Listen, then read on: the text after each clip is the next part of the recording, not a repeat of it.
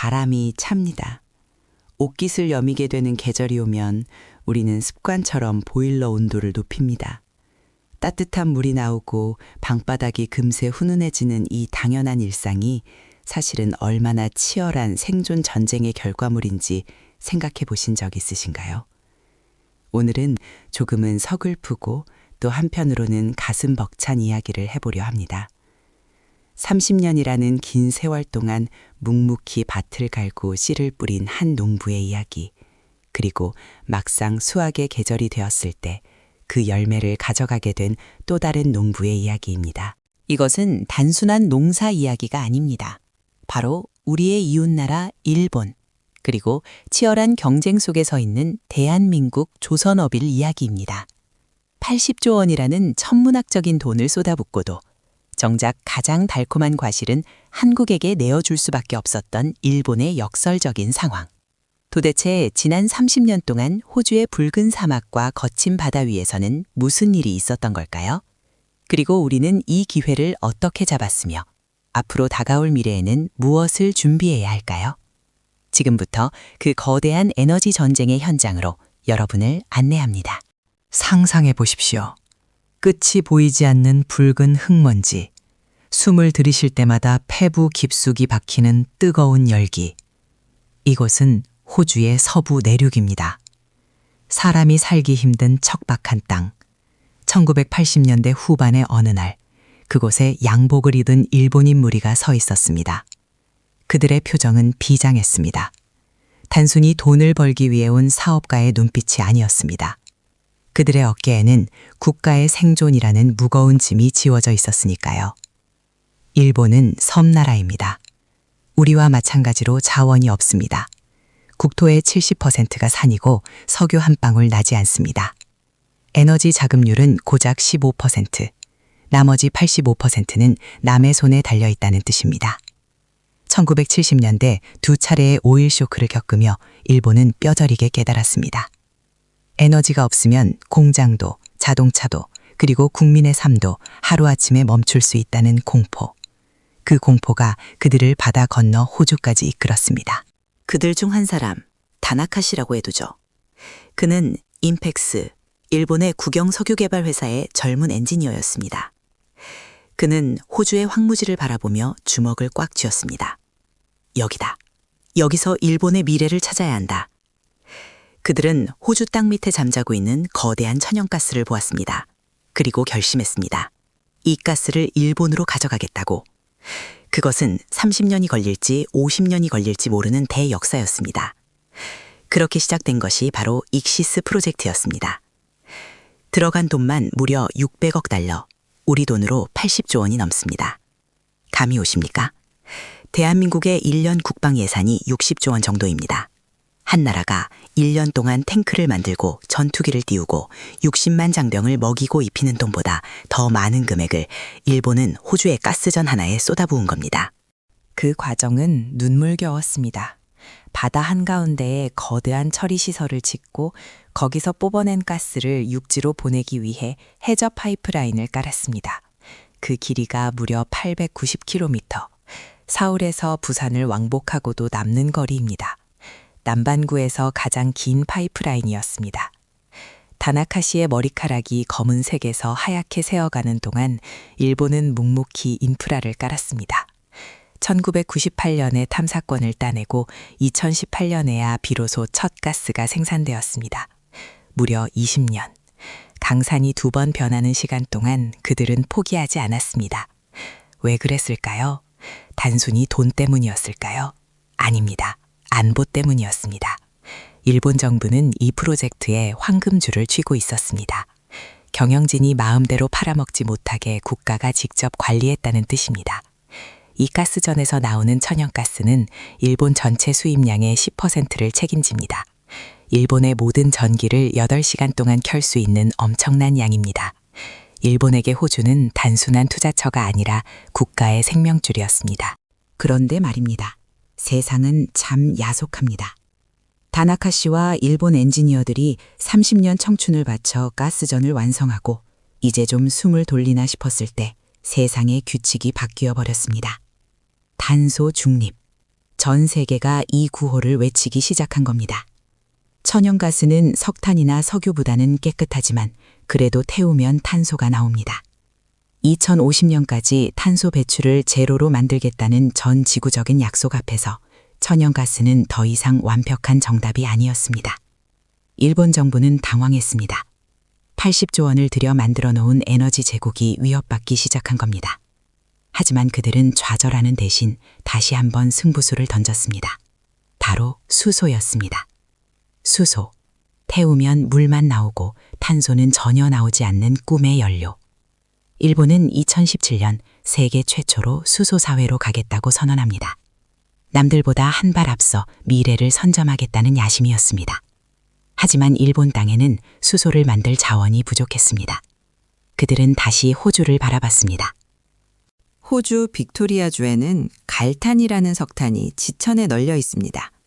수분 함량이 너무 많아서 불이 잘 붙지 않아 아무도 거들떠보지 않는 그야말로 쓸모없는 석탄이었습니다. 그런데 일본의 기술자들은 생각했습니다. 저 갈탄에서 수소를 뽑아내자. 그리고 그걸 배에 실어 일본으로 가져오자. 이것이 바로 HESC 프로젝트의 시작이었습니다. 이론은 완벽해 보였습니다. 호주의 값싼 갈탄으로 수소를 만들고 일본이 만든 배로 실어 나른다. 에너지 자립의 꿈이 완성되는 듯 했습니다. 하지만 여기에는 치명적인 기술적 장벽이 있었습니다. 수소를 어떻게 운반하느냐는 것이었죠. 기체 상태의 수소는 부피가 너무 큽니다. 풍선에 바람을 넣듯 배에 실어 오려면 배가 산만해져야 합니다. 그래서 액체로 만들어야 합니다. 수소를 액체로 만들면 부피가 800분의 1로 줄어듭니다. 문제는 온도입니다. 수소가 액체가 되는 온도는 영하 253도, 영하 253도 상상이 되십니까? 우리가 춥다고 느끼는 겨울철 기온이 영하 10도, 20도입니다. LNG, 즉 천연가스를 액체로 만드는 온도가 영하 162도입니다. 그것만 해도 어마어마한 기술이 필요한데 수소는 그보다 90도나 더 낮아야 합니다. 영하 270도인 우주 공간의 온도와 거의 맞먹습니다. 이 온도에서는 쇠망치로 두드리면 강철이 유리처럼 쨍그랑 깨져버립니다. 공기 중에 산소와 질소마저 얼어붙어 고체가 되어버리는 극한의 세계입니다. 일본의 자존심이라 불리는 카와사키 중공업이 이 도전에 나섰습니다. 수십 년간 축적된 기술력을 총동원했습니다. 그리고 2022년 2월 마침내 세계 최초의 액화수소 운반선 수이소 프론티어가 탄생합니다. 수소의 개척자라는 뜻입니다. 이 배가 호주에서 수소를 싣고 일본 고베항에 들어오던 날 일본 열도는 환호했습니다. 다나카시와 같은 엔지니어겔은 눈물을 흘렸을 겁니다.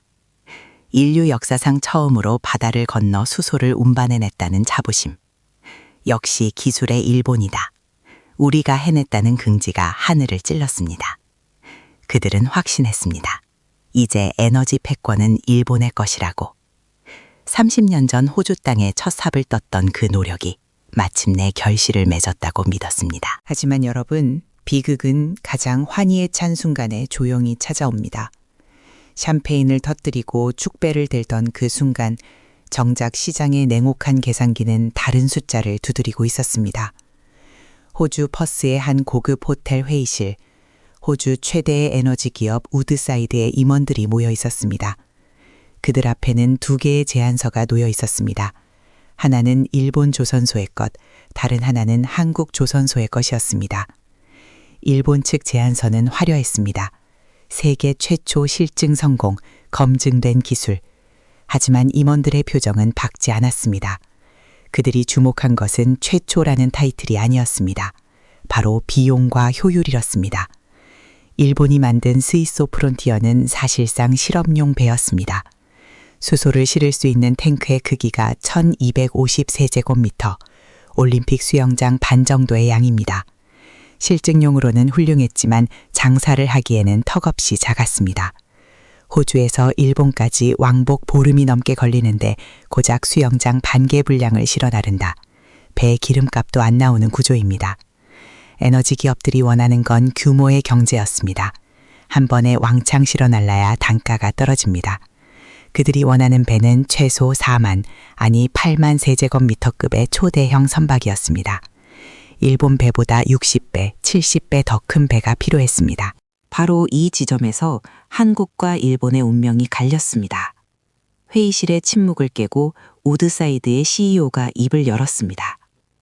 우리의 파트너는 한국의 HD 현대입니다. 충격적인 결정이었습니다. 일본이 30년간 공들여 닦아놓은 길, 일본 정부가 지원하고 일본 기업이 개발한 그 수소 공급망 위를 달릴 트럭으로 일본 트럭이 아닌 한국 트럭이 선정된 것입니다.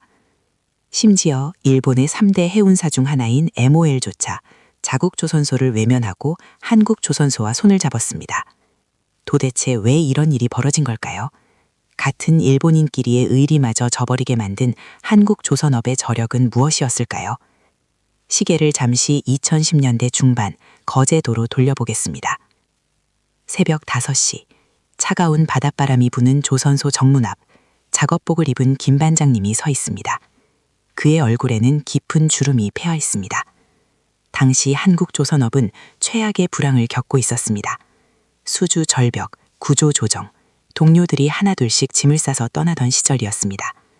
말매의 눈물이 한국에서 재현된다는 공포가 거제와 울선을 뒤덮고 있었습니다. 하지만 김 반장님과 한국의 기술자들은 그 혹독한 겨울을 견뎌냈습니다. 그들이 버틸 수 있었던 유일한 무기는 바로 기술이었습니다. 특히 LNG 운반선 기술이었습니다. 영하 162도를 견디는 LNG선, 전 세계 바다를 누비는 LNG선의 70% 이상을 한국이 만들고 있습니다. 이것은 하루아침에 이루어진 게 아닙니다. 수십 년 동안 용접불꽃과 씨름하며 0.1mm의 오차도 허용하지 않았던 한국 기술자들의 피와 땀이 만들어낸 결과였습니다. 일본이 수소사회라는 거창한 구호를 외치며 실험실에서 연구에 몰두할 때 한국의 조선소 현장에서는 매일매일 극저온과 싸우고 있었습니다. 영하 162도를 다루는 기술은 영하 253도를 다루는 기술의 가장 훌륭한 예행 연습이었습니다. 한국 기술자들에게 극저온은 낯선 이론이 아니라 손끝으로 기억하는 감각이었습니다. 그리고 대형화, 이것이 결정타였습니다. 배를 크게 만드는 건 단순히 도면을 확대 복사하는 게 아닙니다. 배가 커지면 파도의 충격도 커지고 화물의 출렁임도 커집니다. 특히 극저온 액체가 담긴 탱크를 크게 만드는 건 차원이 다른 문제입니다. 일본 조선업은 1990년대 이후 한국에 밀려 쇠퇴하면서 대형 도크를 많이 잃었습니다. 숙련된 용접공들도 현장을 떠났습니다. 반면 한국은 달랐습니다. 세계 최대 규모의 도크, 수천 척의 대형 선박을 만들어 본 경험. HD 현대가 내놓은 설계도는 일본의 상상을 초월했습니다. 8만 세제곱미터급 차세대 액화수소 운반선. 일본의 실증선보다 60배가 넘는 크기였습니다. 삼성중공업은 한술 더 떠 16만 세제곱미터급 로드맵을 내놓았습니다. 일본이 가능할까? 라고 의심할 때 한국은 만들 수 있다고 확신을 준 것입니다. 더 놀라운 것은 디테일이었습니다. 액화수소 운반의 핵심은 단열입니다. 외부의 열이 조금만 들어와도 수소는 기체로 변해 날아가 버립니다. 마치 보온병에 얼음물을 담아두는 것과 같습니다. 한국 조선소들은 진공 단열 기술을 들고 나왔습니다. 화물창과 선체 사이에 진공 상태를 만들어 열 전달을 원천 봉쇄하는 기술입니다. 이 기술로 세계 4대 선급기관의 인증을 모두 따냈습니다. 게다가 일본이 놓친 것을 한국은 보았습니다. 바로 버려지는 수소였습니다. 항해 중에 어쩔 수 없이 기체로 변해 날아가는 수소가 있습니다. 일본 배는 이걸 그냥 태워버리거나 대기로 날려버리는 수준이었지만 한국은 이 가스를 다시 엔진의 연료로 쓰는 수소 혼소 엔진을 개발했습니다. 버려지는 돈을 다시 에너지로 바꾸는 기술. 선주 입장에서는 눈이 번쩍 뜨일 수밖에 없습니다. 다시 호주의 상황으로 돌아와 볼까요? 일본은 억울할 겁니다. 밭은 내가 갈았는데 수확은 한국이 해가는 꼴이니까요. 농부가 30년간 땅을 사고 돌을 골라내고 물기를 텄습니다. 이제 탐스러운 과일이 열렸습니다. 그런데 옆집 청년이 최신형 대형 트럭을 몰고 와서 그 과일들을 싹 실어갑니다. 농부는 지게를 지고 나르는데 청년은 트럭으로 나릅니다. 시장 상인들은 당연히 트럭을 가진 청년과 계약합니다. 이것이 지금 벌어지고 있는 에너지 전쟁의 냉혹한 현실입니다. 일본은 인프라를 깔았지만 그 위에서 돈을 버는 비즈니스는 한국이 가져갔습니다. 과거 인터넷 초창기를 떠올려 보세요. 인터넷이라는 망은 미국 국방부와 통신사들이 깔았습니다. 하지만 정작 그 위에서 떼돈을 번 건 구글, 아마존, 페이스북 같은 기업들이었습니다. 지금 수소 경제에서 한국조선소가 바로 그 구글과 아마존의 위치를 선점한 것입니다. 이 시장의 규모 얼마나 될까요? 액화수소 운반선 한 척의 가격은 약 4억 8천만 달러, 우리 돈으로 6,700억 원이 넘습니다. 일반 LNG 선보다 2배 이상 비쌉니다. 2050년까지 전 세계적으로 약 200척이 필요할 것으로 예상됩니다. 단순 계산으로도 134조 원이 넘는 시장입니다. 더 무서운 건 락인 효과입니다. 한번 한국 배를 쓰기 시작하면 부품도 수리도 유지보수도 한국 표준을 따라야 합니다. 배의 수명은 20년, 30년입니다. 한번 배를 팔면 30년 동안 계속해서 수익이 발생하는 구조가 만들어지는 겁니다. 한국조선업이 지금 잡은 것은 물고기 한 마리가 아니라 황기말을 낳는 거위입니다. 거제도의 조선소 야경을 보신 적 있나요? 밤이 되어도 꺼지지 않는 용섭불꽃들이 마치 별처럼 반짝입니다. 그 불빛 하나하나가 우리 경제를 지탱하는 힘입니다. 김 반장님은 오늘도 야근을 하며 도면을 봅니다. 이제 그의 손에는 LNG선 도면이 아니라 액화수소선 도면이 들려 있습니다. 힘들지 않으세요? 누군가 물으면 그는 웃으며 말할 겁니다. 힘들지. 그래도 이게 다 나라 먹여 살리는 일아이가. 일본 아들이 30년 공들인 거 우리가 실력으로 가져왔는데 자부심 가져야지. 그의 도박한 사투리 속에 경제전쟁의 승자가 가진 여유와 긍지가 묻어납니다. 하지만 우리는 여기서 샴페인을 터뜨리면 안 됩니다. 일본의 실패를 반면교사 삼아야 합니다. 일본은 기술력에 취해 시장을 보지 못했습니다. 세계 최초라는 타이틀에 집착하느라 상업성이라는 본질을 놓쳤습니다. 한국 조선업의 승리는 빠른 추격자 전략의 정점이었습니다. 하지만 이제 우리는 선도자의 위치에 서게 되었습니다. 이제는 우리가 닦아놓은 길 위를 중국이나 다른 경쟁자들이 노릴지도 모릅니다. 중국 조선소들의 추격이 매섭습니다. 그들은 싼 인건비와 정부의 막대한 지원을 등에 업고 우리를 턱 밑까지 쫓아오고 있습니다. 우리가 지금의 승리에 도취해 안주한다면 10년 뒤, 20년 뒤에는 우리가 일본의 입장이 되어 있을지도 모릅니다. 우리가 땀 흘려 일궈놓은 밭에서 중국의 트럭이 열매를 실어가는 모습을 지켜만 봐야 할 수도 있다는 뜻입니다. 다시 처음의 질문으로 돌아가 봅니다.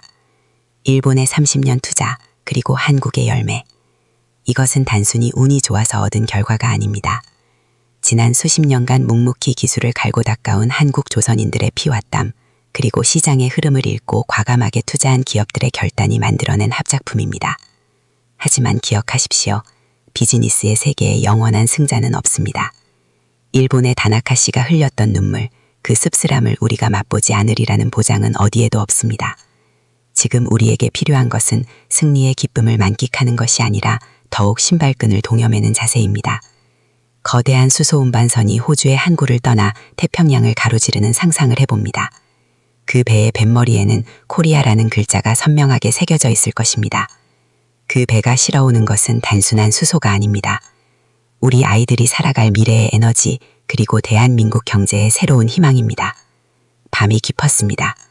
내일 아침에도 거제와 울산의 조선소에는 쇠를 깎고 철판을 붙이는 소리가 울려 퍼질 것입니다. 그 소리가 멈추지 않는 한, 그리고 우리가 끊임없이 혁신하고 도전하는 한, 이 밭의 주인은 바로 우리가 될 것입니다. 이 치열하고도 아름다운 경쟁의 현장, 여러분은 어떻게 보고 계십니까? 한국 조선업의 항해는 이제 막 시작되었습니다. 망망대해를 향해 힘차게 나아가는 그들의 모습에 뜨거운 박수를 보내고 싶습니다.